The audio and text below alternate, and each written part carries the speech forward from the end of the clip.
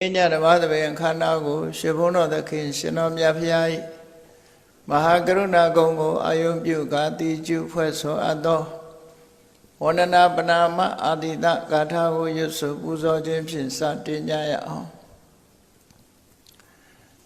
ယောကပကောတိဟိပိယပမေယံကာလံကရွန်တောတိဒုက္ခရာနိခေရံကတောလောကဟိတယာနာထောနမောမကာရုဏိကတတတယောနာထောဝိနိယမြာစွာတတဝါဤချမ်းသာစီးပွားလိုလားတောင်းတဂုံပေါင်းခါသဖြင့်နာထမြညာခြင်းရှင်တော်မြတ်ဖရာသည်ကပ္ပကောတိဟိပိဂရေကဘာအရေးအတွက်သင်္ချာတို့ဖြင့်တော်လဲအဘယ်မေယံရေအတွက်တိုင်းတာဖော်ပြခြင်းငါမစွမ်းနိုင်ပါသောကာလလေးအသင်ချေသိနေကဘာရှိကြသောကာလပတ်လုံးလောကဟိတယတတလောကဤအကျိုးစီးပွားအလုံးငါအတိဒုက္ခရာနိဥ္စာအသက်ချေလဲအင်္ဂါမေတ္တာကြီးမှသမိတာနှင့်တထာဇနီဆွန်ခြင်းကြီးဟုကျက်တိထဝဲငါးသွဲအစုအလုံးခဲရင်သောမူတော်ကိုကရွန်တော်ဖျားဖြစ်ရန်ဤတန်ကြိုးကိုအာထုတ်တော်မူရသည်ဖြစ်၍ခေရန်လက်ချေမျက်လုံးအသက်ဆုံးလျက်နှလုံးစိတ်ဝံကိုရောဤပေမညင်းသောကတောဘဝဒါနံချိန်ဖန်များစွာရောက်တော်မူခဲ့ရာရှာလေပြီ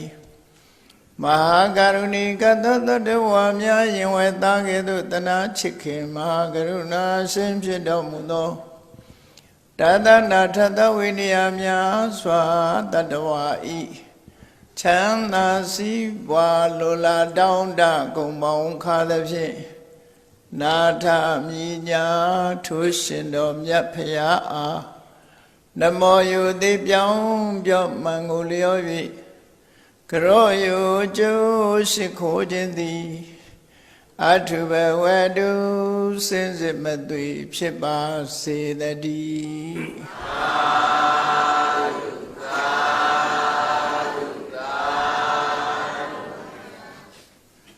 မိလိန္ဒမင်းနှင့်ရှင်နာဂသေနာတို့၏ဘုရားဝါဒရေးရာအခြေတင်ပြောဆိုချက်များအပိုင်းနှစ်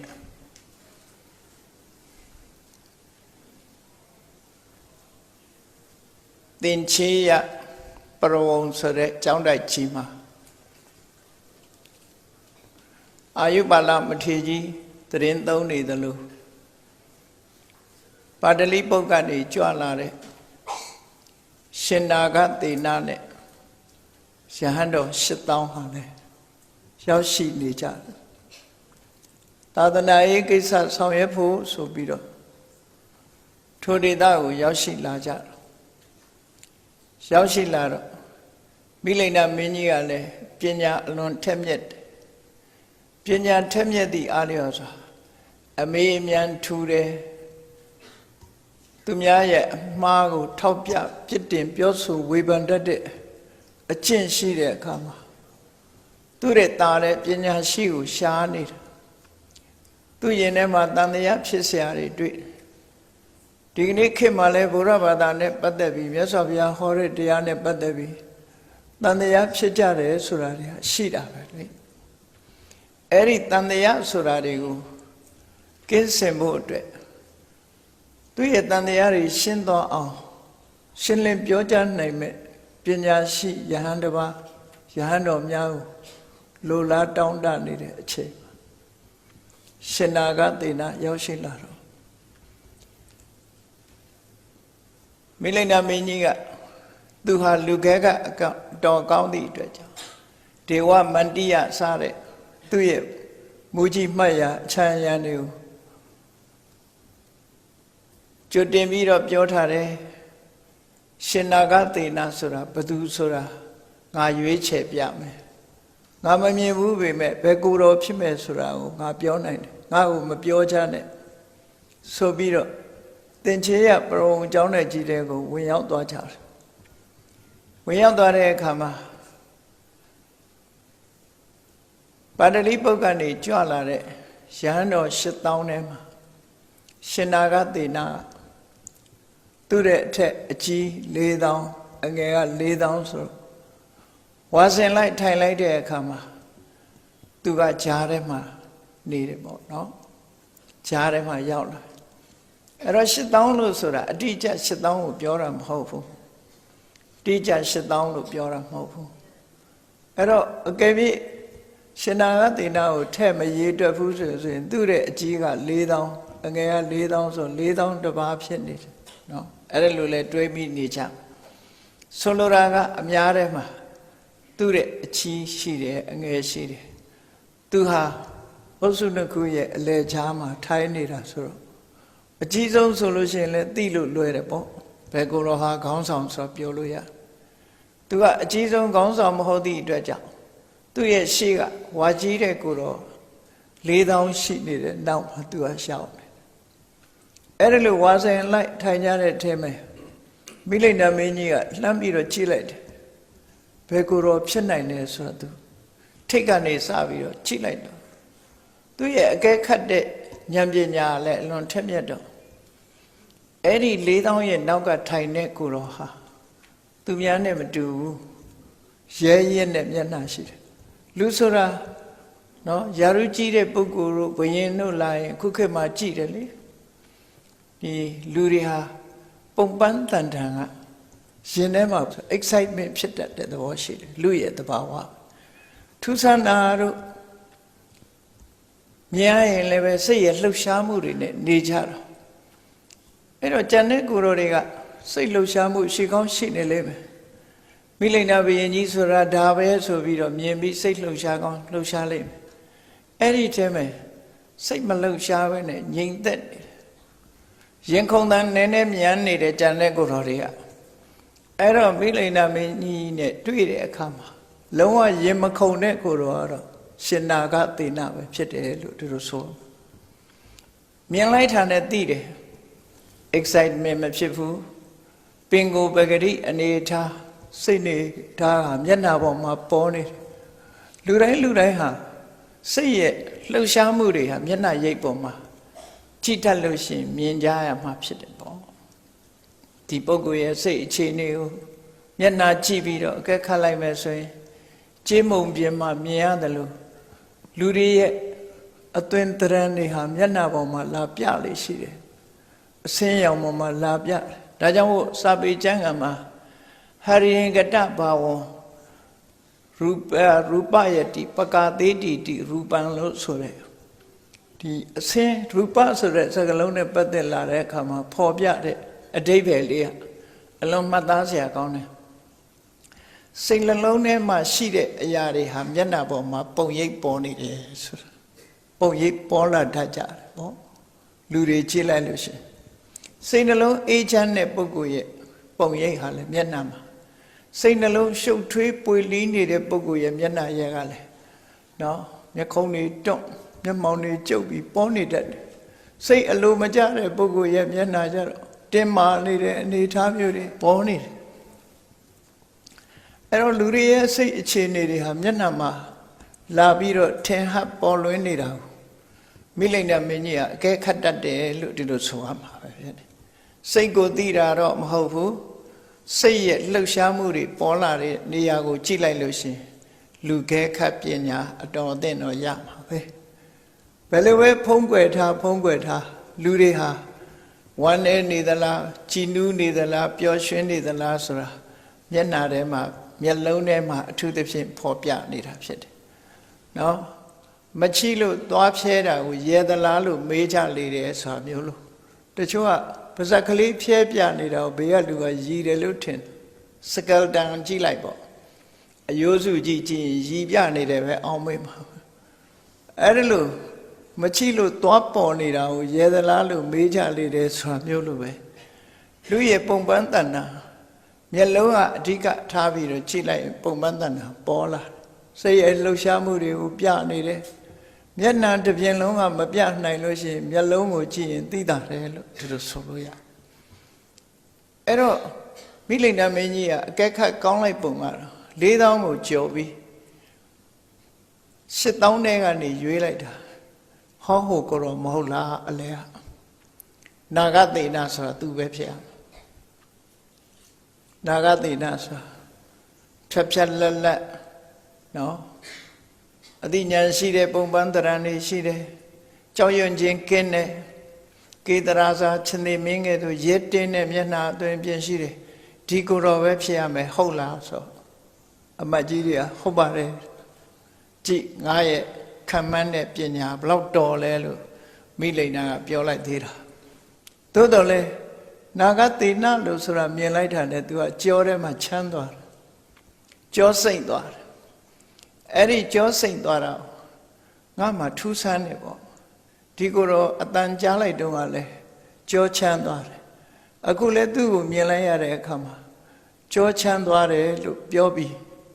ရှင်နာဂသေနတို့ထိုင်တဲ့စီအနီးကပ်ဘုရင်မင်းကြီးနဲ့အဖွဲ့ဟာဝင်ရောက်ပြီးတော့သွားကြတယ်အဲ့ဒါလို့ဝင်ရောက်သွားပြီးတော့လောကထုံတန်းစင်လာရနှုတ်ဆက်စကားပြောတယ်သို့တော့ရှင်နာဂသေနနဲ့ယဟန္တာတွေကိုယဟန်တော်တွေကိုမိလိန်နာဘုရင်ကြီးက respect ပေးတာမရှိဘူးနော်ဒီရှိခိုးတယ်ဝါချတယ်အယုသိပေးတယ်ဘောင်းတောင်းလုပ်တယ်မရှိဘူးဘောင်းတောင်းမလုပ်ဘူးသူ့ရဲ့ခါတိုင်းလိုအနေထိုင်ပဲ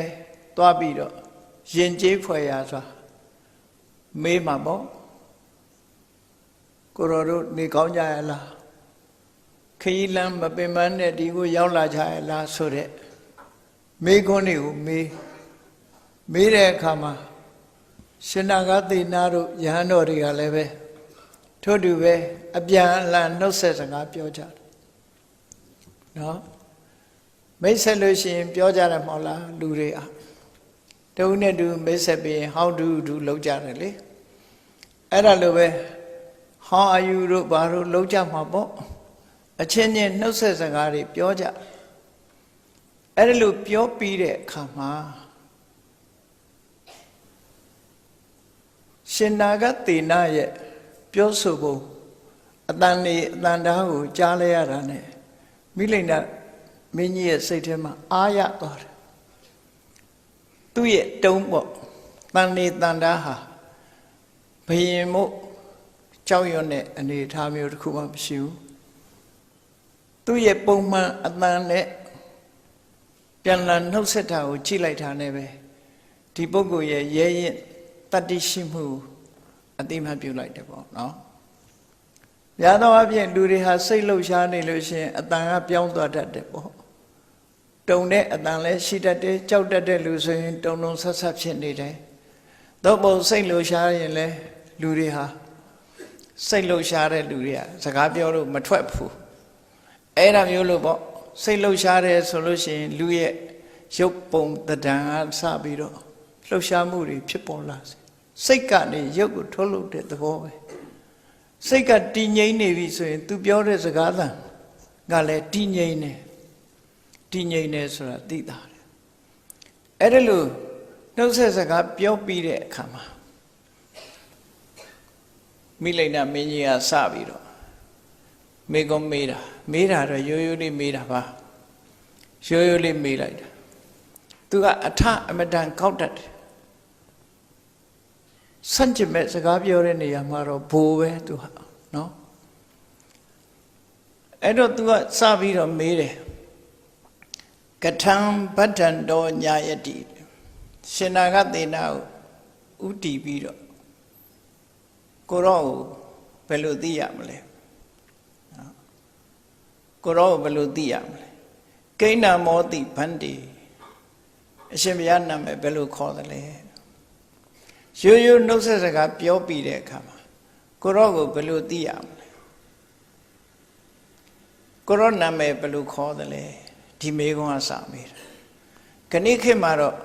လူတယောက်ကိုနာမည်မေးခြင်းနဲ့ဆိုလို့ရှိရင်ယဉ်ကျေးမှုအနေနဲ့ကိုယ့်နာမည်ကိုအရင်ပြောပြီးမှမေးလို့ရှိကြတယ်ပေါ့နော် What is your name လို့အရင်မပြောဘူးကိုယ့်ကို introduce လုပ်ပြီးတော့မှနော်သူ့နာမည်ဘယ်သူပါလို့ပြောပြီးတော့ခင်ဗျားနာမည်လေးသိရစေလားနာမည်ဘယ်လိုခေါ်ပါလဲလို့ ဒါတော့ရှင်ကျေးမှုအရာအခုမေးလိုက်တာမင်းကြီးကမေးလိုက်တယ်ကထံဗတ္ထံတော်ညာယတိအရှင်ဘုရားကိုဘယ်လိုသိရကိဏမောတိဗန္တိအရှင်ဘုရားနာမည်ဘယ်လိုခေါ်ပါသလဲမေးလိုက်တော့ရှင်နာဂသေနအဖြေတယ်နာဂသေနောတိခောအဟမရာဇညာယာမိသူကိုနာဂသေလလို့သိကြပါတယ်တဲ့နာဂသေနလို့သိကြပါတယ်နာဂသေနောတိခောမန္တဗြမစာရိသမုဒ္ဒစရဏိတရင်သုံးမော်ရီအတုနေတန်ဃာတွေကသူ့ကိုနာဂသေနလို့ပဲခေါ်ကြပါတယ်တဲ့ပြောဆိုနှုတ်ဆက်ကြပါတယ်တဲ့ဆိုပြီးတော့ရှင်နာဂသေနရိုးရိုးမပြောလိုက်ဘူးဒါလောက်လေးတင်ဖြေလိုက်ရင်ပြဿနာတက်ချင်မှတက်မှာသူကလည်းဘယင်ကြီးကိုနည်းနည်းကော့လိုက်တာဘာပြောလိုက်တော့ဆိုအပိသမတာပိတရောနာမံကရွန်တိနာဂသေနောတိဝါသူရသေနောတိဝါဝီရသေနောတိဝါဘိမတိဟသေနောတိဝါဒါပေမဲ့လို့တဲ့မိဘနှစ်ပါးပေးတဲ့နာမည်ကတဲ့သူ့ကိုနာဂသေနလို့လည်းပေးထားတယ်သူရသေနလို့လည်းပေးတယ်ဝီရသေနလို့လည်းပေးတယ်တိဟသေနလို့လည်းပေးတယ်သူ့မိဘကသူ့နာမည်တွေအများကြီးပေးထားနာဂသေနဆိုတာနာဂဆိုတဲ့စကားလုံးကဆင်ကိုလည်းခေါ်တယ်နဂါးကိုလည်းခေါ်တယ်အဲ့တော့ဆင်တို့နဂါးတို့ဆိုတာစွမ်းတတ္တိရှိတဲ့အရာတွေသေနဆိုတာစစ်တတ်ရှိတယ်ပေါ့နော်အဲ့ဒီအဓိပ္ပာယ်နဲ့သူရသေနဆိုရင်ရဲရင်သောစစ်တတ်ရှိသူဝီရသေနဆိုတာလေကြိုးစားအထုတ်တဲ့လုံလဝိရိယကောင်းတဲ့စစ်တတ်ရှိသူတိဟသေနဆိုတာချင်းတဲ့ကဲ့သို့ရဲရင်သောစစ်တတ်ရှိသူဆိုအဲ့ဒီသေနဆိုတဲ့စကားလုံးနဲ့သူကသူ့ရဲ့အမည်နာမတွေကိုမိဘတွေကမှတ်ခေါ်ထားပါတယ်တဲ့အပိစံခောမဟာရာဇသင်္ခာသမင်ညာပညတ္တိဝဟရမတ္တံနာမမတ္တံဝဟရောနာမမတ္တံယတိဌာနာဂတေဒါပေမဲ့လို့မင်းကြီးတဲ့နာဂသေနဆိုတာခေါ်စရာအမည်ပညာတစ်ခုမျှသာဖြစ်ပါတယ်နာဂသေနဆိုတာခေါ်ဖို့ထားတဲ့အမည်ပညာမျှသာနော်နာဟိထပုဂ္ဂလောဥပလပ္ပတိဒီစကားလေးကိုသူထည့်လိုက်တယ်ဒါပေမဲ့ပုဂ္ဂိုလ်တယောက်အနေနဲ့မရနိုင်ပါဘူးနာဂသေနဆိုတာခေါ်ဖို့အတွက်တတ်ထားတာပါတဲ့နာဂသေနဆိုတဲ့ပုဂ္ဂိုလ်အနေနဲ့ကတော့မရှိပါဘူးလို့ပြောလိုက်တယ်ဒါအပ္ပတန်လေးနဲ့တဲ့အဘိဓမ္မာစကားလုံးတစ်ခုပရမတ္ထရှုထောင့်ကနေပြောလိုက်တဲ့စကားဘုရင်ကြီးကိုစိန်ခေါ်လိုက်တယ်လို့ဖြစ်သွားတယ်ဒီစကားတမင်လည်းပဲနာဂသေနမိလိန်နာမင်းကြီးရဲ့မေးခြင်းစိတ်အပြစ်တင်ခြင်းတဲ့စိတ်တွေကိုနှိုးဆော့ပေးတဲ့သဘောလို့လည်းယူဆလို့ရတယ်ပေါ့နော်သူထည့်လိုက်တဲ့စကားလုံးလေးတစ်ခုอ่ะအေနာဂသေနဆိုတာနာမည်လေးပါခေါ်စရာအတွက်ထားတာပါတကယ်တော့ပုဂ္ဂိုလ်ဆိုတာပရမတ္ထအားဖြင့်မရနိုင်ပါဘူးပုဂ္ဂိုလ်အားဖြင့်ပုဂ္ဂိုလ်အနေနဲ့ပရမတ္ထမှာမရှိပါဘူးအဲ့ဒီစကားပြောလိုက်တဲ့အခါကျတော့ဘုရင်ကြီးကသူ့နောက်ကလိုက်လာတဲ့လူတွေလည်းပင်လေးဆန့်ခါလေးဆန့်ပြီးတော့ပြောလိုက်ပြီးသူကအိုက်ချသူနန္တုမေဘွန်တော်ပင်စသတာယောနကတိုင်းကလာတဲ့အမတ်တွေယောနကအမတ်တွေခုခေတ်ဆိုရင်တူရကီအမတ်တွေပေါ့နော်တူရကီတိုင်းသားအမတ်တွေ900ပါတယ်အဲ့မှာရှင်နာဂသေနနဲ့အတူတကွပါတဲ့ယဟန်က8000ကြားကြတယ်နော်အားလုံးယောနကအမတ်တွေသေချာနားထောင်ကြ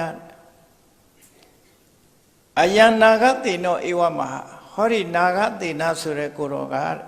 နာဟိထပုဂ္ဂလောဥပလပ္ပတိဒီနေရာမှာနာဂသေနဆိုတဲ့နေရာမှာပုဂ္ဂိုလ်အနေနဲ့ရှာဖွေလို့ရမှာမဟုတ်ဘူးပုဂ္ဂိုလ်အနေနဲ့မရှိပါဘူးလို့သူပြောနေတယ်ကံလန်နုခောတရဘိနန္တိတောအဲ့ဒါကိုလက်ခံနိုင်ပါမလား သူပုဂ္ဂိုလ်မရှိဘူးလို့သူကပြောနေတယ်တဲ့သူစကားကိုကျင့်တတ်စွာလက်ခံနိုင်ကြရဲ့လားတဲ့ပရိသတ်ကိုတောင်းဆိုလိုက်တာဘုရင်ကြီးကလက်ခံနိုင်ကြပါမလားတဲ့ဆိုပြီးတော့ရှင်နာဂသေနကိုသူကမေးခွန်းနေထုတ်တော့တာသစေဗန္တိနာဂသေနပုဂ္ဂလောနုပလဝတိအရှင်နေနာဂသေနပုဂ္ဂိုလ်ဆိုတာရှာလို့မရဘူးမသိနိုင်ဘူး personality person ဆိုတာမရှိဘူးမသိဘူးလို့မရနိုင်ဘူးလို့ရှင်ဘုရားပြောတယ်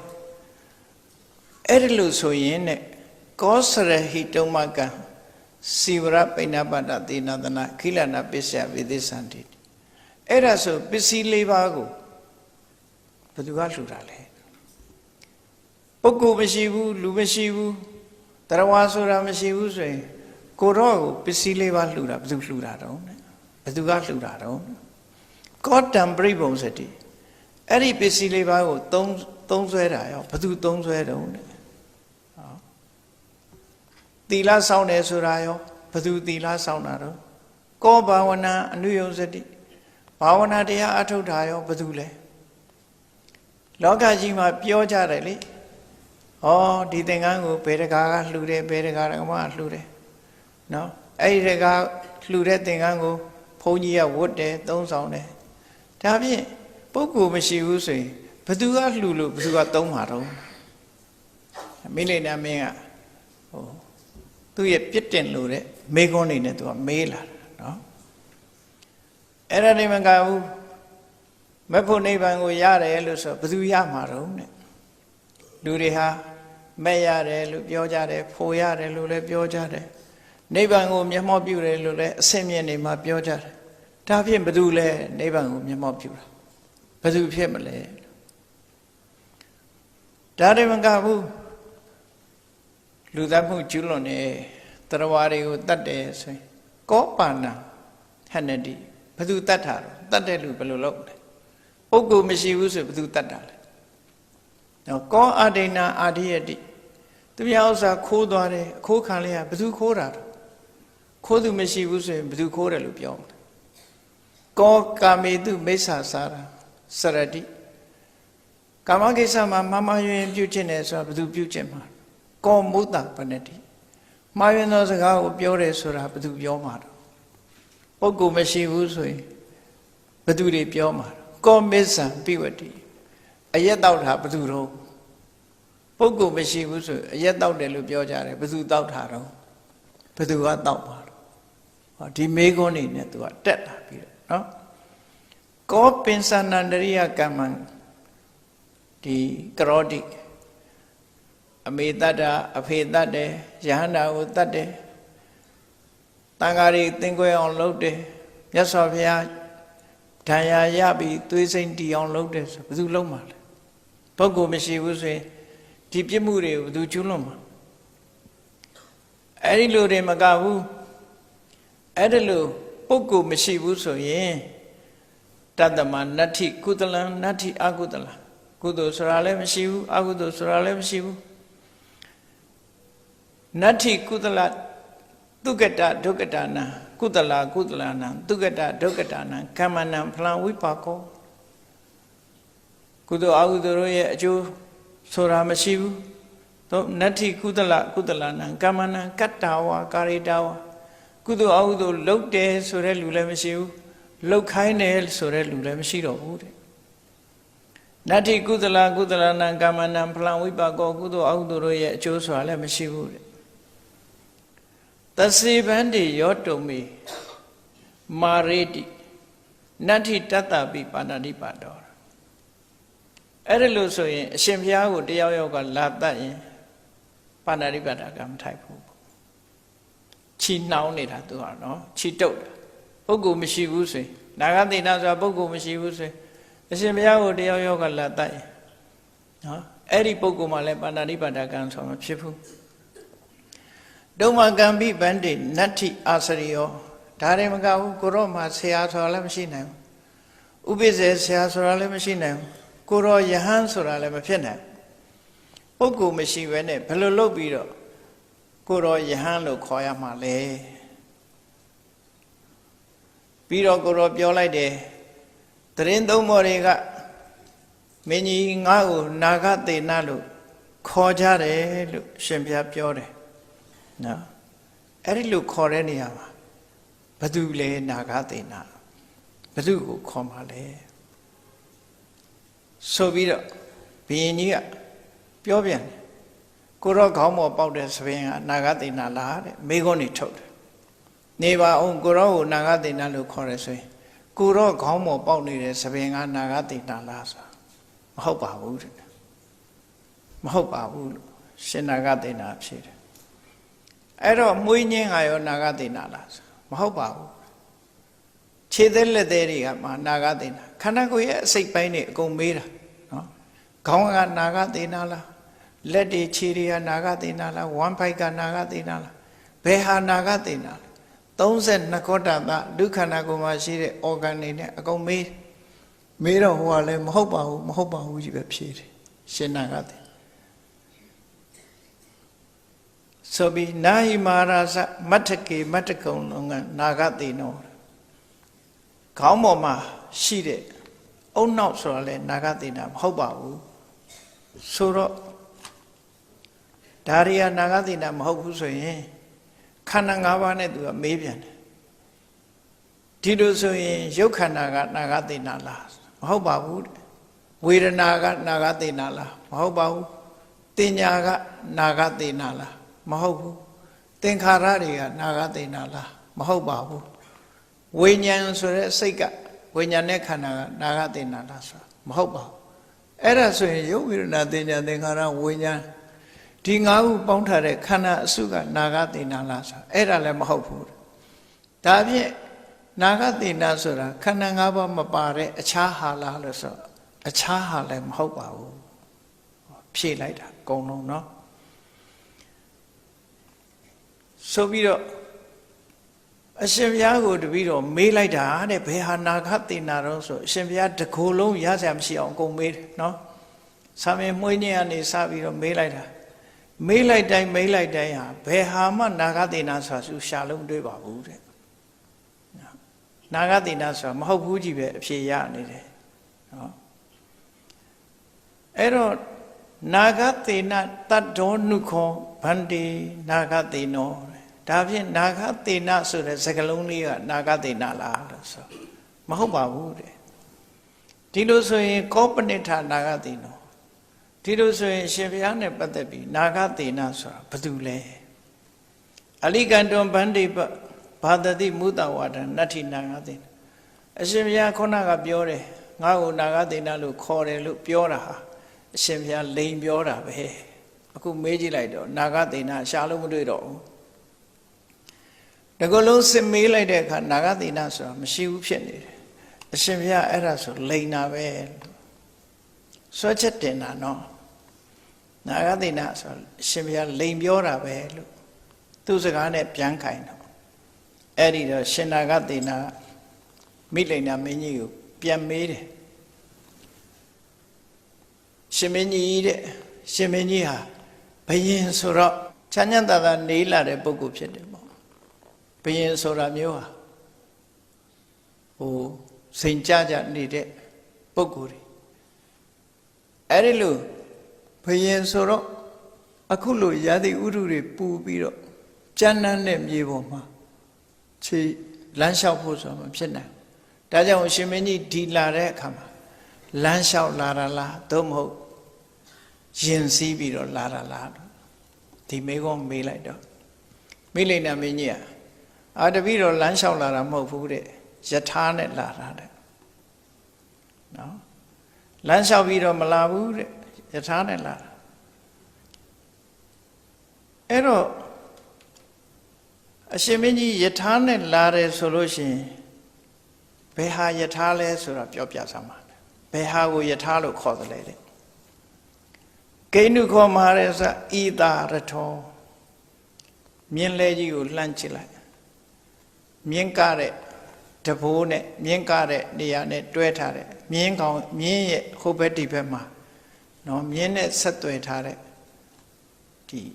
ယ ယထာတန်လို့ခေါ်တယ်အဲ့ဒီအသားချောင်းကြီးနှစ်ချောင်းမြင်းကအဲ့ဒီအလဲကောင်မှာဝင်ပြီးတော့သူ့ကိုခြေပြီးတော့သွားတာပေါ့နော်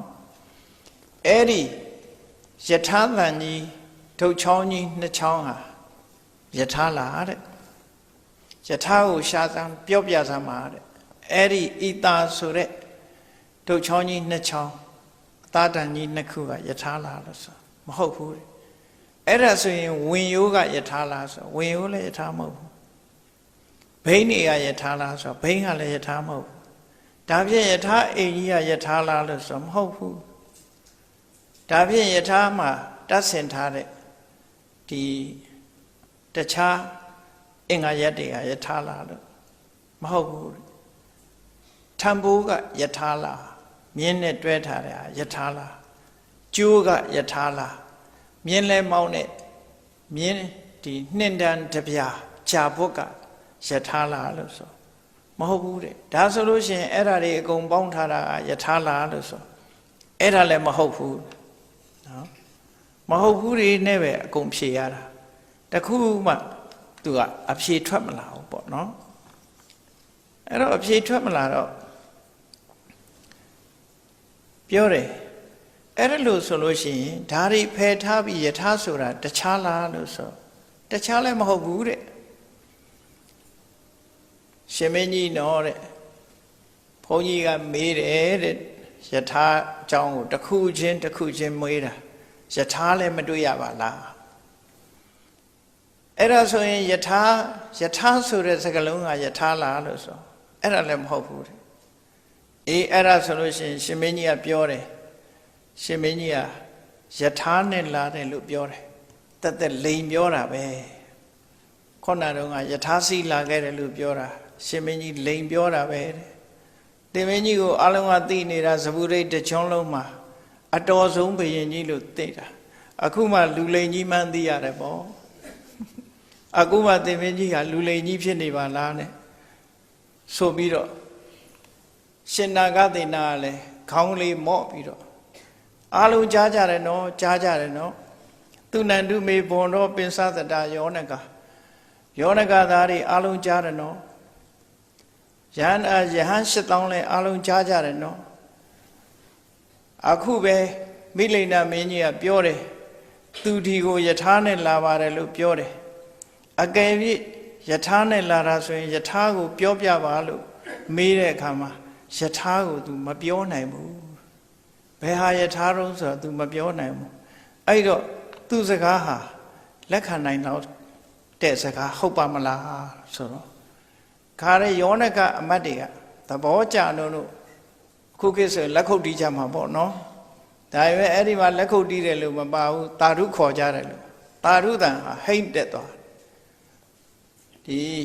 ဘယင်ကြီးအကြက်ရိုက်သွားပြီပေါ့ဘယင်ကြီးကိုပြန်ဆွဲချက်တင်လိုက်တယ်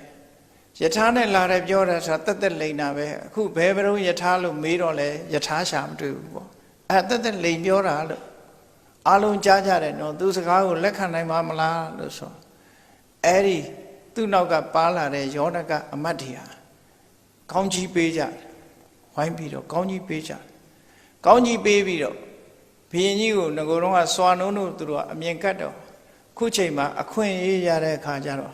ဣရာဏီသက်ကွန်တော်ဘာသတုရှင်မင်းကြီးပြောအောင်လေဒီရှင်နာဂသေနာလည်းပြောမယ်ဆိုပြောအောင်လေဆိုပြီးတော့ဘုရင်ကြီးကိုဝိုင်းပြီးတော့တောင်းဆိုကြတယ်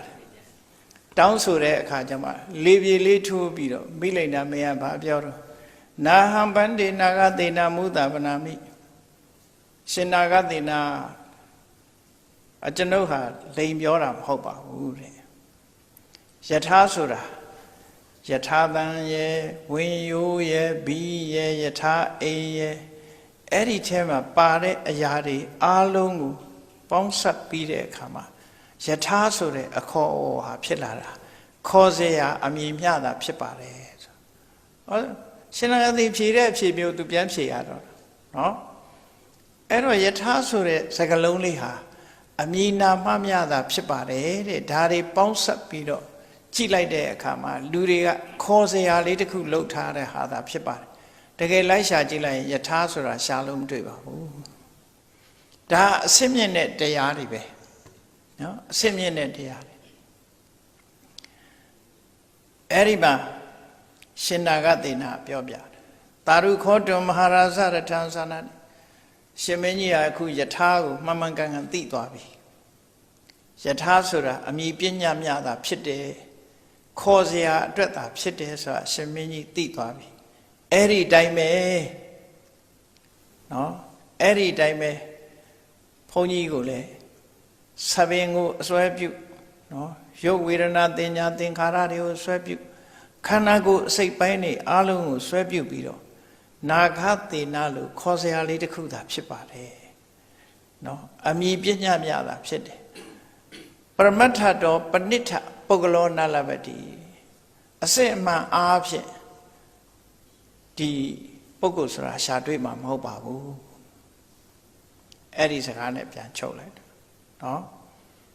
ဒါသေးသေးချာချာစဉ်းစားကြည့်သေးသေးချာချာစဉ်းစားကြည့်သမုဒိသစ္စာနဲ့ပရမတ္ထသစ္စာပိုင်း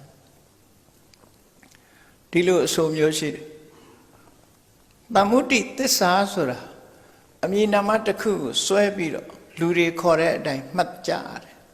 ဒါပစိုးဆိုပြီးတော့လူတွေကအားလုံးကိုသိလိုက်လို့ရှိပစိုးလို့မှတ်ကြတယ်အမျိုးသမီးတွေဝတ်ထားကြတာထမီဆိုထမီလို့မှတ်ကြစကတ်ဆိုစကတ်ပေါ့နော်အင်ကြီးဆိုအင်ကြီးတခုခုကိုအကြောင်းပြုပြီးတော့အားလုံးကအသိမှတ်ပြုလိုက်တယ် general consensus လို့ခေါ်တယ်အားလုံးကသဘောတူလက်ခံထားတဲ့အရာတစ်ခုကိုဆွဲပြုပြီးတော့ဖြစ်တာအဲ့ဒီတစ်ခုကိုဆွဲပြီးတော့ခေါ်တဲ့အရာဒီပင်လင်ပြောင်းလဲမှုတွေဖြစ်တတ်တယ်ပြောင်းလဲလာပုံတွေကကြည့်အတိညာဏ်နဲ့ခွဲခြားစိတ်ဖြာလို့ရှင်လဲပြောင်းလဲတာတယ်သို့မဟုတ်တစုံတစ်ခုပြည့်ယွင်းသွားရင်လည်းပဲပြောင်းလဲသွားတယ်အဲ့ဒါပညာရဲ့သဘောပညာဆိုဒီမှာအပြောင်းလဲတွေရှိတယ်မှန်ကန်တဲ့တိမှတ်တဲ့အရာကိုမသိနိုင်ဘူးလို့ဆိုလိုပါတယ်ဥပမာမယ်ကြည့်လေမြေခွက်ကလေးတစ်ခုမြေအိုးလေးတစ်ခုပဲကြည့်လိုက်အိုးမလောက်ခင်ကပထမဆုံးတော့မြေအဲ့ဒီဟာကိုအိုးတရံလေးလှုပ်ပြီးတော့ဖုတ်လိုက်တဲ့အခါကျအိုးလို့ဖြစ်သွားပြန်မြေဆိုပျောက်သွားပြန်မြေမရှိပြန်ဘူးအိုးဖြစ်သွားပြန်အဲ့ဒီအိုးကိုမှတစ်ခါရိုက်ခွဲလိုက်တော့အိုးချမ်းခွဲဖြစ်သွားအမှုန့်ထောင်းလိုက်တဲ့အခါမြေဆိုပြန်ဖြစ်သွားပြောင်းလဲသွားတဲ့သဘောလေးကိုကြည့်နော်ပြောင်းလဲသွားတာဘုန်းကြီးတို့တွေအခုဝတ်နေတဲ့အဝတ်ပထမဆုံးက cotton ဆိုပါစို့ဝါကွမ်းကရလာတယ်ဆိုရင်ပထမဆုံးကဝါကွမ်းလို့ခေါ်တယ်အဲ့ဒီဝါကွမ်းကိုစနစ်တကျလုပ်ပြီးတော့အမြင်လေးတွေလှုပ်လိုက်တဲ့အခါကျတော့ခြီးတဲ့ခေါ်ပြန်အဲ့ဒီခြီးကိုရက်ကန်းတင်ပြီးတော့ရက်လှုပ်လိုက်တဲ့အခါကျတော့အထဲတဲ့ဖြစ်သွားပြန်အဲ့ဒီအထဲကိုမှတခါသင်္ကန်းချုပ်လိုက်တော့သင်္ကန်းထမိန်ချုပ်တော့ထမိန်ပစိုးချုပ်တော့ပစိုးလိုက်ကာချုပ်တော့လိုက်ကာပျောက်ပျောက်သွားပုံတွေပြောင်းလဲသွားပုံတွေကိုစဉ်းစားကြည့်အရာဝတ္ထုတစ်ခုကမူလကနေပြီးပြောင်းသွားတာအဲ့ဒါလို့မတည်မြဲတဲ့ပြောင်းလဲမှုတွေဟာတဘာဝအရာဖြစ်စဉ်တစ်ခုလို့ဖြစ်နေတယ်အဲ့ဒါမျိုးကိုသမုဒိလို့ခေါ်တယ်ပညာလို့ခေါ်တာလူတွေခေါ်စရာအနေနဲ့ထားကြည့်လေလူတိုင်းသုံးနေတဲ့စပွဲပထမဆုံးကဘယ်ရတော့ဆိုဗမာပြည်မှာကျွန်းသားတွေပေါ်တယ်ပေါ့ကျွန်းမင်းကြီးရအဲ့တုန်းကကျွန်းမင်းလို့ခေါ်တာဘယ်သူမှစပွဲလို့မခေါ်ကဲကျွန်းမင်းကြီးကိုလှဲလိုက်ပြီဆိုတဲ့အခါကျဘာဖြစ်သွားတစ်တုံးဖြစ်သွားခွဲလိုက်တဲ့အခါကျတော့ဘာဖြစ်သွားတစ်သားဖြစ်သွားပြန်အဲ့ဒါပရိဘောဂဆိုင်ရောက်ပြီးတော့ပရိဘောဂအရာကလထိုင်လုံးလိုက်တဲ့အခါကလထိုင်စပွဲလုံးလိုက်တဲ့အခါစပွဲကျိုးသွားလို့ခွဲပြီးထင်းဆိုင်လိုက်တဲ့အခါထင်းကမဲပြီးပြာကျသွားတဲ့အခါပြာဟုတ်လားပြောင်းသွားပုံလေးတွေကိုကြည့်ပါအဲ့ဒါလို့ပြောင်းသွားတဲ့သဘောတရားမတည်မြဲတဲ့သဘောတရားတွေအဲ့တော့ရှားလို့မတွေ့နိုင်ဘူးအဲ့ဒါသမုဒိသစ္စာဆိုတာဒီလိုပဲအများကနေလက်ခံပြီးတော့ခေါ်ဝေါ်နေတဲ့အခေါ်များတာဖြစ်တယ် အတိညာနဲ့ခွဲခြားစိတ်ဖြာလိုက်လို့ရှိရင်ပျောက်သွားတယ်ကဲပျောက်သွားတယ်ဆိုတဲ့သဘောတရားလေးကိုစဉ်းစားကြည့်တစ်ပင်ဆိုပါစို့လူတယောက်ကမေးမယ်အေးဒါကြီးကဘာကြီးတုံးလို့မေးတစ်ပင်လို့ပြောဟုတ်ပြီတစ်ပင်ဆိုတာမင်းအသီးကိုခေါ်တာလားမဟုတ်ဘူးအသီးဟာအသီးပဲဒါဖြင့်အပွင့်ခေါ်တာလားအပွင့်ကအပွင့်ပဲလေဒါဖြင့်အရွက်ကိုတစ်ပင်ခေါ်တာလားဆိုတော့အရွက်ကလည်းတစ်ပင်မဟုတ်ဘူးအရွက်ကလည်းအရွက်ဒါဖြင့်အကိုင်းအခက်တွေကိုခေါ်တာလားဆိုတော့အကိုင်းအခက်ကလည်းသူ့ဟာနဲ့သူပဲအကိုင်းအခက်ပဲတစ်ပင်မဟုတ်ဘူးဒါဖြင့်ပင်စီကြီးကိုခေါ်တာလားမဟုတ်ဘူးအခွန်အခောက်ကိုခေါ်တာလားမဟုတ်ဘူးဒါဖြင့်အမြစ်ကိုခေါ်တာလားဆိုမဟုတ်ဘူးတစ်ပင်တစ်ပင်လုံးကိုလိုက်ပြီးတော့တစ်ခုစီတစ်ခုစီခေါ်လိုက်တဲ့အခါတစ်ပင်ဆိုတာပျောက်မသွားဘူးလားလုံးဝပျောက်သွားတယ်လုံးဝပျောက်သွားတယ်အဲ့ဒါလို့ခွဲခြားစိတ်ဖြာလိုက်ရင်ပျောက်သွားတယ်ဆိုတာဟာဒီတစ်ပင်ဆိုတာရှာလို့မတွေ့တော့အမည်နာမတက်တက်မြတာဖြစ်တယ်ဒီအားလုံးကိုပေါင်းစပ်ထားပြီးတော့လူတွေကခေါ်စရာအနေနဲ့တစ်ပင်လို့သာသတ်မှတ်လိုက်တာတကယ်တစ်ခုစီဆိုရင်တစ်ပင်လို့မရှိတော့အေးအခုတရားပွဲလာကြတယ်ဘာနဲ့လာကြကားနဲ့လာတယ်ကားပြစမ်းဘယ်ဟာတော့ဘိန်းကိုကားခေါ်တာလားကားဘော်ဒီကိုခေါ်တာလားအင်ဂျင်ကိုခေါ်တာလားပက်ထရိုခေါ်တာလားဘက်ထရီခေါ်တာလားဒရိုင်ဘာကိုခေါ်တာလားဆိုဝါရှော့သွားပြီးဖြုတ်လိုက်ရင်တစားစီပဲလေသူ့ခေါ်နဲ့သူရှိတယ်ကားလို့ခေါ်တာမရှိတော့အဲ့ကြတာပျောက်သွားပြီအဲ့ဒါလိုပဲ analyze လုပ်လိုက်လို့ရှိရင်အမည်နာမတစ်ခုဟာပြောင်းလဲပြီးတော့ပျောက်ကွယ်သွားတဲ့သဘောအမှန်မရှိတဲ့သဘောအဲ့ဒါသမုဒိလို့ခေါ်တယ်ပေါ့လူတွေကခေါ်စရာတစ်ခုအနေနဲ့သာခေါ်ထားတာတကယ်စစ်ဆေးထားလိုက်လို့ရှိရင်ပရမတ္ထအပြင်တကယ်ရှိတဲ့အရှိမဟုတ်တော့ဘူးဆိုတာအမတ္တမထင်ရှားတယ်ပေါ့အားလုံးပြောင်းနေတဲ့သဘောတွေအားလုံးပေါင်းလိုက်ရင်ဆွဲမိပြီးတော့ခေါ်စရာတစ်ခုအနေနဲ့သတ်မှတ်ထားတာလို့အဲ့ဒါလိုပဲဒါကပုဂ္ဂလဆိုတဲ့ပုဂ္ဂိုလ်ဆိုတဲ့ဟာလည်းပဲဘယ်သူကိုပုဂ္ဂိုလ်ခေါ်တာလဲလို့ကြည့်လိုက်မယ်ဆိုရင်ရုပ်ကိုခေါ်တာလည်းမဟုတ်ဘူးဝေဒနာကိုခေါ်တာလည်းမဟုတ်ဘူးသင်ညာသင်္ခါရဝိညာဉ်တို့ကိုခေါ်တာလည်းမဟုတ်ဘူးအကျဉ်းချုပ်အပြင်ပြောမယ်ဆိုရင် body နဲ့ mind body ကိုလည်းပုဂ္ဂိုလ်ခေါ်တာမဟုတ်ဘူး mind ကိုလည်းခေါ်တာသူ့နာမည်နဲ့သူရှိတယ်လေအဲ့ဓာတွေကိုပေါင်းစပ်ပြီးတော့မှပေါင်းပြီးတော့ခေါ်စရာလေးတစ်ခုလုပ်လိုက်တဲ့အခါမှာပုဂ္ဂိုလ်ဆိုတာဖြစ်လာတယ်နော်ပုဂ္ဂိုလ်ဆိုတာအလုံးတဲ့ general ပြောတာကိုယ်နာမည်လေးတွေနဲ့ကိုခေါ်စရာအနေနဲ့ထားတာတကယ်ခွဲခြားစိတ်ဖြာကြည့်လိုက်လို့ရှိရင်ပျောက်ကွယ်သွားတယ်မရှိတော့အဲ့ဒီမရှိတာဟာအမည်ပညာသမုဒိမြတာဖြစ်တယ်ဆိုတာလူတွေကပြောနေကြသမုဒိသစ္စာအနေနဲ့ရှိတယ်လို့ပြောထားတဲ့အရာဒီခွဲခြားစိတ်ဖြာကြည့်လိုက်လို့ရှိရင်ဘာတစ်ခုမှမရှိတော့မရှိရင်လိန်ပြောရရောက်သလားလို့ဆိုဘယ်လိန်ပြောရရောက်မလဲမှန်တယ်လို့ပဲပြောရသမုဒိသစ္စာပိုင်းကမှန်တယ်လို့ပဲပြောခုနကသမုဒိသစ္စာကိုကြော်ပြီးတော့ဘုရင်ကြီးကပုဂ္ဂိုလ်မရနိုင်ဘူးဆိုတာကိုသမုဒိကိုအရှိလုပ်ပြီးတော့ပြောတော့ရှင်နာဂသေနာကပြောလိုက်တယ်လေခေါ်ဖို့ရပဲထားပါတယ်ဆိုတာကိုသူကလိန်တယ်လို့ပြောတာအဲ့တော့ရှင်နာဂသေနာဒါကအမှန်တရားကိုပြောပြတယ်ဆိုတာပရမတ္ထအားဖြင့်တော့တကယ်မရှိတာမှန်တယ်ခွဲခြားစိတ်ဖြာကြည့်လိုက်လို့ရှိရင်ဘာတစ်ခုမှရှာမတွေ့ဘူး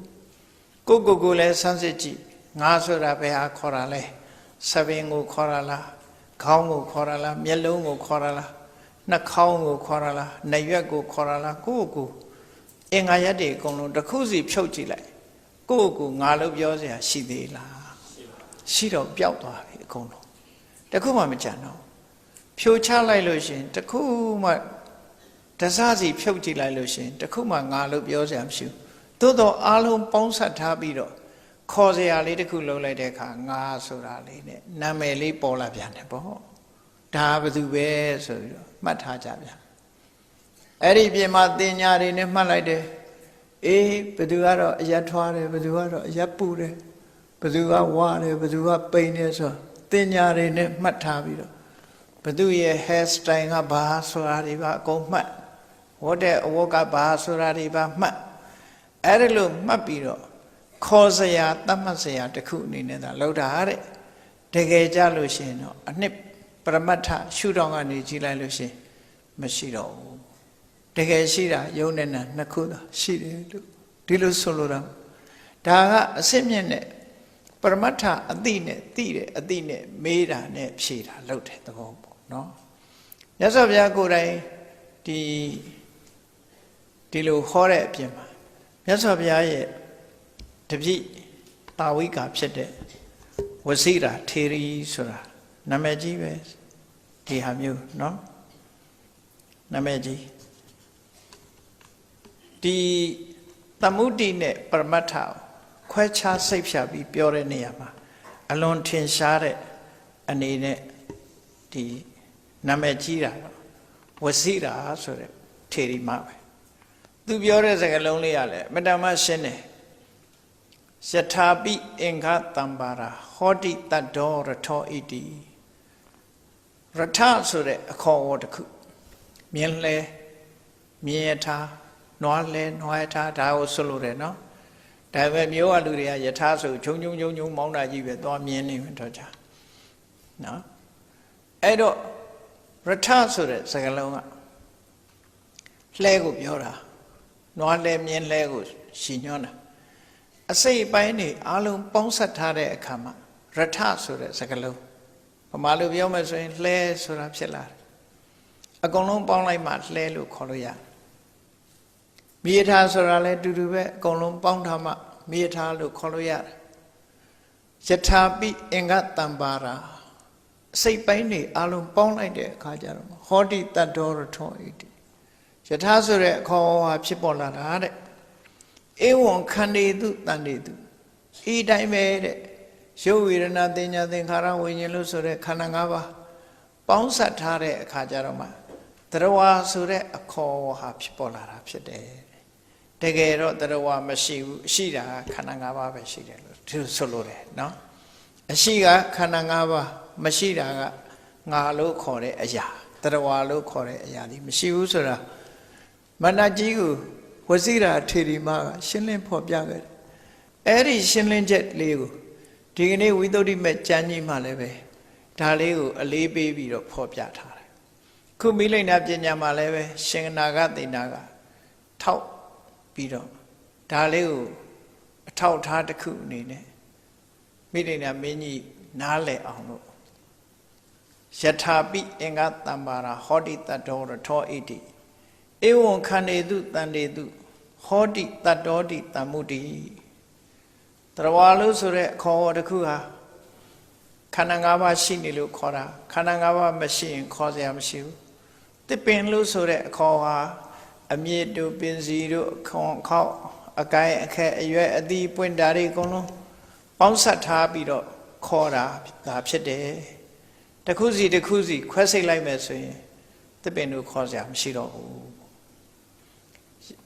ယထာလို့ခေါ်စရာလည်းမရှိတော့ဘူးကာလို့ခေါ်စရာလည်းမရှိအရာခတ်သိမ်းဟာလောကလူတွေပြောနေတဲ့အိမ်တို့ကျောင်းတို့ဓမ္မယုံတို့ဆိုတာလည်းခေါ်စရာမရှိဘူးကြည့်လိုက်လေဒီပစ္စည်းတွေကုန်ပေါင်းလိုက်တဲ့အခါပုံတရံကြည့်ပြီးတော့ဒါကဓမ္မယုံဓမ္မကဒါကအိမ်ဒါကကျောင်းနဲ့ခေါ်နေကြတာလေအမြင်ပညာတစ်ခုမျှတာဖြစ်တယ်အလုံးအချိုးကျပေါင်းဆက်ပြီးပုံတရံဖော်လိုက်တဲ့အခါမှာအမြင်နာမခေါ်စရာတစ်ခုအနေနဲ့သာတင်ထားလိုက်တာတကယ်ကတော့ဒီပေါင်းထပ်ထားတဲ့အရာတွေကဒါတွေမဟုတ်ဘူးဒီဆောင်ကြီးကိုကြည့်လိုက်မယ်ဆိုရင်ဘီလမြေတွေ့မယ်သဲတွေ့မယ်နော်သဲတွေ့မယ်ကြောက်တွေတွေ့မယ်အသားတွေတွေ့မယ်ဒီမှာပါဝင်နေတဲ့အစိတ်ပိုင်းတွေတန်တွေတွေ့မယ်ဓမ္မယုံတို့ခေါ်စရာဘာတစ်ခုမှမရှိဘူးအိမ်ဆိုတာလည်းထို့တူပဲခေါ်စရာတစ်ခုမရှိဘူးဒီပြာမပြောနဲ့ပန်းပွင့်လေးတွေပဲကြည့်လိုက်အောင်တပွင့်စီချစ်လိုက်ဒါလေးကအညာဒါလေးကပွင့်ပတ်ဒါလေးကဝတ်ဆန်တယ်ဆိုမရှိတော့ဘူးပန်းပွင့်ဆိုပျောက်သွားတယ်အားလုံးဟာတစ်ခုစီဖြုတ်လိုက်လို့ရှင်ပျောက်သွားတာကြီးပဲအကုန်လုံးခေါ်စရာကြည့်ပြီးတော့လူတွေကခေါ်စရာအနေနဲ့အမည်နာမအနေနဲ့သာပြညတ်ထားတာဖြစ်ပါတယ်လို့ဆိုတာကိုရှင်နာဂသေနာသူကုတုနာဂသေနာလို့ပြောတာသမုဒိသစ္စာပိုင်းကပြောတာနာဟိထပုဂ္ဂလောဥပလဗ္ဗတိဒီနေရာမှာပုဂ္ဂိုလ်ဆိုတာမရနိုင်ဘူးဆိုတာပရမတ္ထရှုတော်ကပြောတာဒီနှစ်ခုကိုနားမလည်လို့မိလိန်နာမင်းကြီးကနောက်ကောက်ကြသွား နော်မိလိန်နာမင်းကြီးသူကပရမတ္ထရှုထောင့်ကိုနားမလဲလို့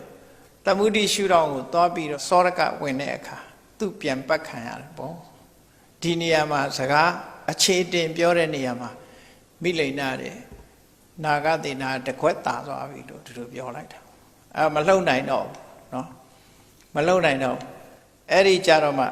ဏိကုံးချုပ်အနေနဲ့သူကဘာပြောတော့ဆိုဣစရိယံဗန္တိအဘုဒ္ဓံဗန္တိရှင်ဗျာသူကလည်းလူညံ့မဟုတ်ဘူးဒါတွေသူသိတယ်သင်ထားပြီးသားတွေပေါ့နော်အဲ့တော့သင်ထားပြီးသားကိုဖြေနိုင်လားမဖြေနိုင်လားသူကပိဋကတ်သုံးပုံကိုထုံးလုံးချေရေလိုနှောက်ထားတဲ့မှွေထားတဲ့ဒီလိုမိလိန်နာမင်းကြီးကိုအဲ့တော့သူ့ကိုအခုလိုရှင်းရှင်းလင်းလင်းဖြစ်သွားခြေပနိုင်ကြံတဲ့ပုဂ္ဂိုလ်ဆိုလို့ရှိရင်သူ့ကြောက်တာလည်းတစ်မျိုးသူပြောတာကတစ်မျိုးဆိုတော့ရှေ့ဘာပြောမှမသိဘူးငုတ်တုတ်ထိုင်ကုန်တာပေါ့အဲ့တော့ရဲရဲရင်ရင်ရှင်နာဂသေနာကအသေးစိတ်ရှင်းပြလိုက်တဲ့အခါမှာသူလက်ခံပြီးတော့အရှင်ဘုရားတဲ့အံ့ဩဖွယ်ကောင်းပါပြီတယ်အရှင်ဘုရားရဲ့ဆန်းဆန်းကြဲကြဲရှင်းလင်းပြသမှုတွေကိုတပည့်တော်ကျင့်တတ်ပါတယ်အကယ်၍မြတ်စွာဘုရားသာရှင်ရှင်ဘုရားရဲ့အဖြေဆိုချက်တွေကိုဘုရားကတာရုခေါ်မှာပါတဲ့နော်တာရုခေါ်မှာပါတပည့်တော်လည်းရှင်ဘုရားရဲ့ဖြေဆိုမှုတွေကိုအလုံးတာရုခေါ်ပါတယ်လို့ဆိုဒါပထမမေခွန်းနဲ့အဖြေပညာတိပညာလို့ခေါ်တယ်အမည်နာမနဲ့ပတ်သက်ပြီးတော့စောရကတက်တာတွေကိုဒီပြန်လီပြီးတော့ဖြေချတဲ့အဖြေတစ်ခုပဲဖြစ်တယ်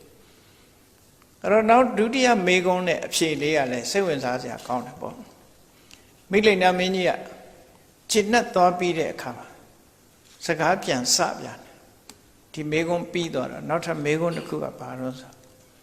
ခုနကနာမည်မေးလိုက်တာလေနာမည်မေးလိုက်တာနဲ့သူတို့ဟာဇလန်းကရှည်ထွက်သွားတယ်အခုကဘာမေးမှာတော့ယဟန်ဝါမေးမှာအသက်ဘယ်လောက်ရှိပြီလဲယဟန်သက်ဘယ်လောက်ရှိပြီလဲမေးပါပေါ့နော်ဂတိဝတ္တောတိတွန်ဗန္တိနာဂသေနာရှင်နာဂသေနာအရှင်ဘုရားဘဏ္ဍဝါရပြီလဲဘုန်းကြီးဆိုတော့ယဟန်ဖြစ်တာဘယ်နှစ်ရှိပြီလဲဝါဆိုတာဝတ္တဘုန်းကြီးတွေကြတော့မိုးနဲ့တွက်တယ်ဘာဖြစ်လို့မိုးနဲ့တွက်တာဘုန်းကြီးတွေမကဘူးနွားတွေလည်းမိုးနဲ့တွက်တယ်ဘယ်နှမိုးတုံးဆိုတော့အလူတွေဘယ်နှမိုးကြပြီလဲနွားကိုလည်းအဲ့လိုဘုန်းကြီးတွေကြတော့ဘဏ္ဍဝါရပြီလဲဆိုတော့ဝတ္တဘဏ္ဍဝါတွင်ဘယ်နှမိုးလွန်ခဲ့ပြီလဲပြောတဲ့အဓိပ္ပာယ်ပဲဝတ္တဆိုတာမိုးပဲလေအဲ့တော့ဘဏ္ဍဝါရပြီလဲလို့မေးလိုက်တတ္တဝတ္တောဟံမဟာရာဇသူဟာ9ဝါရပါပြီ9ဝါပဲရှိသေးတယ်ဒီကော9ဝါရပါပြီလို့ဆိုတော့သူကဘာပြောတော့ကောတိဗန္တိတတ္တခွန်ဆိုတာဘာပြောတာတော့နော်တွန်ဝါတတ္တခဏနာဝါတတ္တကိုတော်ကခွန်လားသို့မဟုတ်ခဏန်းကခွန်လားတဲ့9ဝါရပြီဆိုတော့ခွန်ဆိုတဲ့ခဏန်းလေးဟာကိုတော်လားတဲ့သို့မဟုတ်ခဏန်းလားတဲ့မေးတယ်နော်ကတိကတ္တသူကလောက်တတ်တယ်သူရှုံးသွားတာမကျေနပ်လို့ကတိကတ္တမေခွန်းတစ်ခုထပ်ကတ်တယ်နော်တွန်ဝါတတ္တအရှင်ဘုရားပဲခွန်လားတဲ့ခွန်ကဏန်းဆိုတာအရှင်ဘုရားပဲလားသို့မဟုတ်ခဏနာဝါတတ္တခဏန်းကခွန်လားတဲ့ဆိုတော့အဲ့ဒီအချိန်မှာရှင်နာဂသေနာကဖြတ်ခနဲ့ကြည့်လိုက်တော့နည်းနည်းနေရောင်ထဲမှာမြေကြီးပေါ်မှာဘယင်ကြီးထိုင်းနေတဲ့နေရာမှာသူ့ရဲ့အရိပ်ကချမ်းမြေပေါ်မှာရောက်တယ်အရိပ်ထင်နေတယ်အနားနာမှာဒီရေအိုးကြီးကလည်းရှိတယ်အဲ့ဒီရေကွက်ထဲမှာလည်းဘယင်ကြီးအရိပ်ကလေးထင်းနေတယ်ပေါ့အဲ့ဒါလို့ထင်းနေတဲ့အခါကျတော့ဒီရှင်မင်းကြီးတဲ့အရှင်မင်းကြီးရဲ့အရိပ်ဟာဒီချမ်းပေါ်မှာထင်းနေတယ်တဲ့ချမ်းပေါ်မှာအရိပ်လေးပေါ်နေတယ်တဲ့အဲ့တော့ကိမ္ပနမဟာရာဇဘယ်လိုလဲတဲ့တွန်ဝါရာဇဆာယဝါရာဇနော်အရှင်မင်းကြီးကမင်းလားတဲ့ဒီအရိပ်ကမင်းလားတော့လည်းပြန်ကတ်ကတ်တမေး အရှင်မင်းကြီးကမင်းလာတဲ့ဒီအရှိတ်ကလေးကမင်းလာတဲ့ဆိုတော့သူကပြောတယ်အဟံဗန္တိရာဇာရှင်ဖျားတပည့်တော်ကမင်းပါတဲ့နာယံဆာယာရာဇာဒီအရှိတ်ကမင်းမဟုတ်ပါဘူးတဲ့ယံပဏနေတယဆာယာပောတတိမံပဏနေတယဆာပေါ့တပည့်တော်ကိုအစွဲပြုတ်ပြီးတော့အရေးထင်တာပါဆိုတော့ဒီတိုင်းပေါ့တဲ့နော်ဒီတိုင်းပေါ့တဲ့ဒီယဟန်ဖြစ်လာတဲ့နှစ်အရေးအတွက်ခဏန်းကသာတတ္တပါတဲ့ဘုန်းကြီးကတတ္တမဟုတ်ပါဘူးခုနှစ်ခဏန်းမဟုတ်ပါဘူးတဲ့ဒါပေမဲ့လို့ဘုန်းကြီးကိုအမိပြုတ်ပြီးတော့ခွန်ခဏန်းဆိုတာခေါ်တာ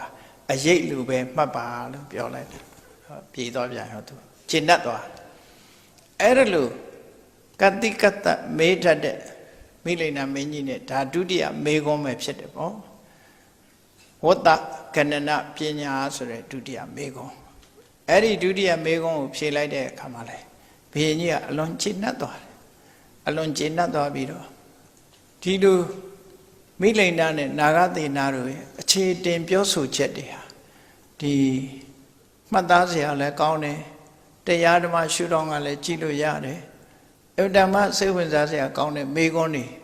နောက်ပိုင်းကျတော့ဟိုကတိကတ္တမေးတာတွေလည်းပါတယ်ကတိကတ္တမေးရင်လည်းကတိကတ္တဖြေရတယ်ပေါ့ကြံကြံဖန်ဖန်မေးလို့ဖြေရတာရှိတယ်လေအေးဒါကြောင့်မို့တရားချစ်ခင်သူတော်စင်ပြိဿအပေါင်းတို့မိလိန်နာမင်းနဲ့နာဂသေနရှင်နာဂသေနတို့ရဲ့ဗုဒ္ဓဝါဒရေးရာအခြေတင်ပြောဆိုချက်များဟာစိတ်ဝင်စားစရာကောင်းလို့မိလိန်နာပညာကျမ်းကြီးအနေနဲ့ပါဠိစာပေမှာမှတ်တမ်းတင်ထားတာကိုဒီကနေ့ဒုတိယပိုင်းအနေနဲ့ဟောရခြင်းဖြစ်ပါတယ်အလုံးတရားချစ်ခင်သူတော်စင်ပြိဿအပေါင်းတို့အသိဉာဏ်တိုးပွားခြင်းဆိုတဲ့အကျိုးတရားဘုရားရဲ့အဆုံးအမတွေကိုရှင်းရှင်းလင်းလင်းနားလည်သဘောပေါက်ခြင်းဆိုတဲ့အကျိုးတရားများရပြီးကုသိုလ်တရားဖြစ်ပွားအောင်ကြိုးစားနိုင်ကြပါစေကုန်သတည်း